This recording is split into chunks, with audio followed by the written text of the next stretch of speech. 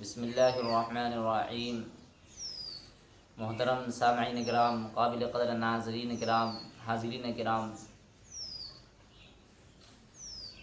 آپ کو معلوم ہے کہ میری گفتگو کا ایک موضوع جو چل رہا تھا وہ تھا سیرت مصطفیٰ صلی اللہ علیہ وسلم۔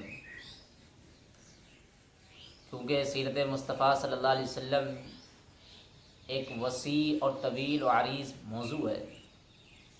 سمجھ لیجئے یہ ایک دریا ہے، اور اس دریا کی گہرائی معلوم کرنا یہ کسی کے بس میں نہیں ہے۔ اس کی مثال یوں لے لیجئے کہ اگر آپ یہ تمام چیزیں جو دیکھ رہے ہیں، جتنے بھی درخت دیکھ رہے ہیں، شجر دیکھ رہے ہیں، ان تمام چیزوں کے اگر شاخیں کاٹ لی جائیں، ان کی جڑیں کاٹ لی جائیں اور اس سے قلم بنا لیے جائیں، اور جتنے بھی انسان ہیں ان تمام انسانوں کو دے دیے جائیں یہ قلم پکڑا کر، اور جتنے بھی یہ کائنات میں پھیلی ہوئی دریا دیکھ رہے ہیں، سمندر دیکھ رہے ہیں، نہریں دیکھ رہے ہیں، ندیاں دیکھ رہے ہیں، نالے دیکھ رہے ہیں، چشمے دیکھ رہے ہیں، آبشاریں دیکھ رہے ہیں، ان تمام چیزوں کو سیاہی بنا دیا جائے، اور ان تمام چیزوں کے درختوں کو قلم بنا دیا جائے، اور ان تمام دریاؤں کو سیاہی بنا دیا جائے، اور کہا جائے کہ نبی کی مدح سرائی لکھی جائے، تو خدا کی قسم وہ شام نہیں، قیامت تو آ سکتی ہے لیکن نبی علیہ الصلوۃ والسلام کی ثناگوئی ختم نہیں ہو سکتی ہے۔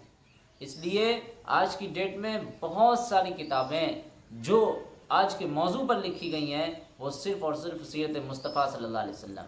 اسی کو شاعر کہتا ہے کہ قلم ٹوٹ گئے اور زندگیاں بیت گئیں، زندگیاں بیت گئیں، قلم ٹوٹ گئے، تیرے اوصاف کا ایک باب بھی پورا نہیں ہوا۔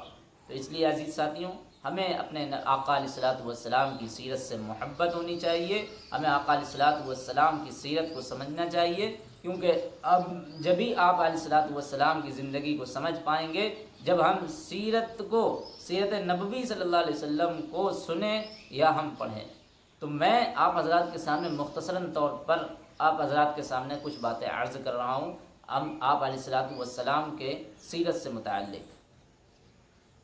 تو میں نے ابھی جیسے پہلے کہ بتایا کہ آقا علیہ الصلوۃ والسلام کے آنے سے پہلے دنیا کا کیا حال تھا، کس قدر دنیا برائیوں میں، گناہگاریوں میں اور شرک بدعات میں کس طرح مبتلا تھی، دلدل میں پھنسی ہوئی تھی۔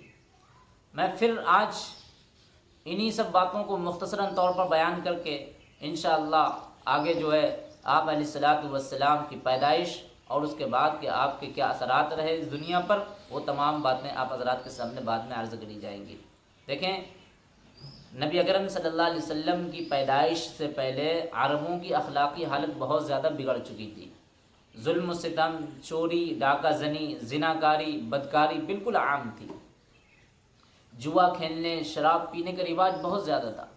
بے حیائی، بے شرمی اس حد تک بڑھ گئی تھی کہ کھلے عام برائیاں کر کے اس پر فخر کیا جاتا تھا۔ حد تو یہ ہے، معمولی باتوں پر لڑائیاں ہو جاتی، پھر برسوں تک جاری رہتی تھیں۔ سود کی نحوست میں پورا معاشرہ جکڑا ہوا تھا۔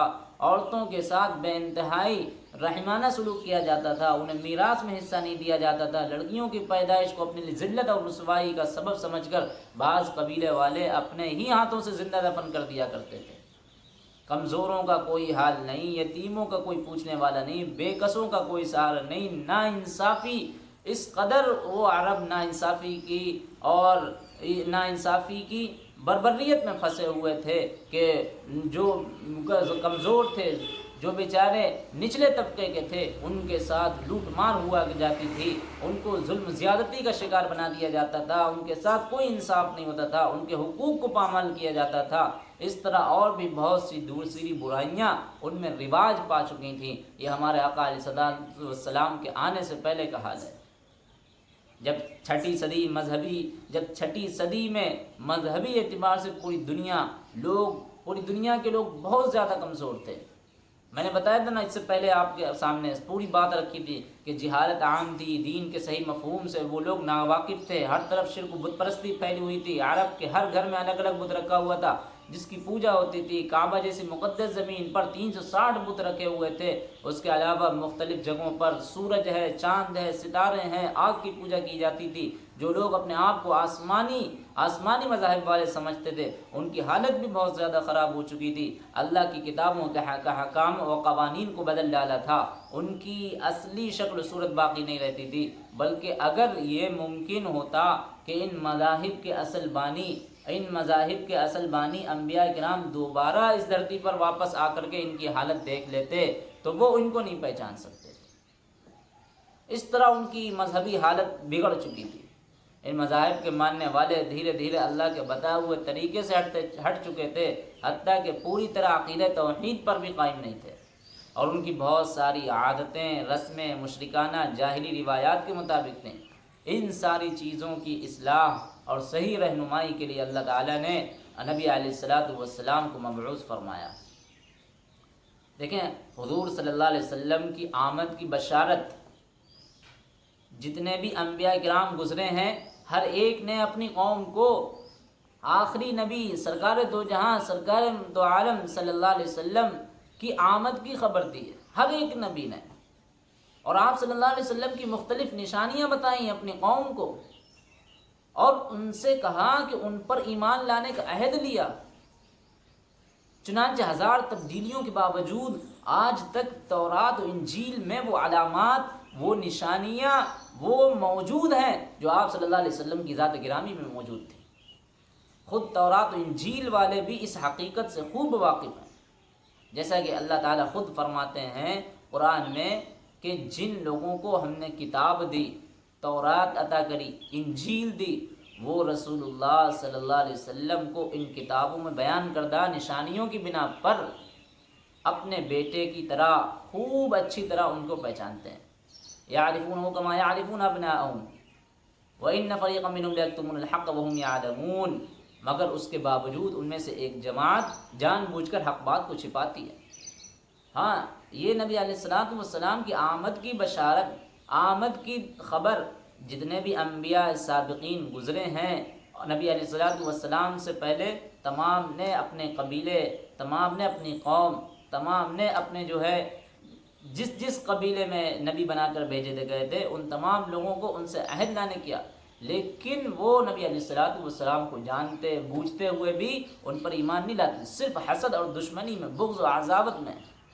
اسی طرح قرآن میں حضرت عیسیٰ علیہ السلام نے فرمایا، اے بنی اسرائیل، میں تمہارے پاس اللہ کا بھیجا پیغمبر ہوں، میں تمہارے پاس اللہ کی طرف سے آیا ہوں، اور مجھ سے پہلے جو تورات ہے میں اس کی تصدیق کرتا ہوں، اور میں اپنے بعد آنے والے عظیم الشان نبی کی خوشخبری دیتا ہوں، جن کا نام احمد ہے، جن کا اسم احمد، جن کا نام احمد ہے۔